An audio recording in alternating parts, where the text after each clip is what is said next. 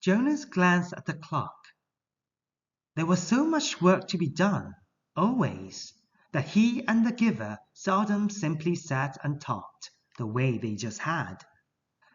"I'm sorry that I wasted so much time with my questions," Jonas said. "I was only asking about release because my father is releasing a new child today, a twin. He has to select one and release the other one. They do it by weight." Jonas glanced at the clock. "Actually, I suppose he's already finished. I think it was this morning. I wish I could watch," he added as an afterthought. He liked the thought of seeing his father perform the ceremony and making the little twin clean and comfy. His father was such a gentleman. "You can watch," the giver said. "No," Jonas told him. "They never let children watch. It's very private." "Jonas," the giver told him, "don't you remember that you are allowed to ask anyone anything?" Jonas nodded.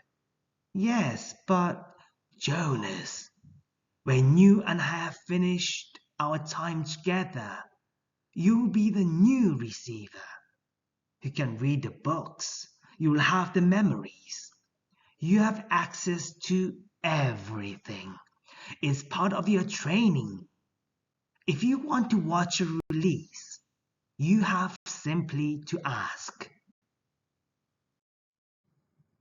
Jonas watched as his father bent over the squirming new child on the bed. "And you little guy, you're only 5 pounds 10 ounces. A shrimp." "That's the special voice he uses with Gabriel," Jonas remarked, smiling. "Now he cleans him up and makes him comfy." Jonas concentrated on the screen, waiting for what would happen next. He was especially curious about the ceremony part. His father took out a syringe and a small bottle. To his surprise, his father began very carefully to direct the needle into the top of the new child's forehead, puncturing the place with a fragile skin post. The newborn squirmed and wailed faintly. He pushed the plunger very slowly, injecting the liquid into the scalp vein until the syringe was empty.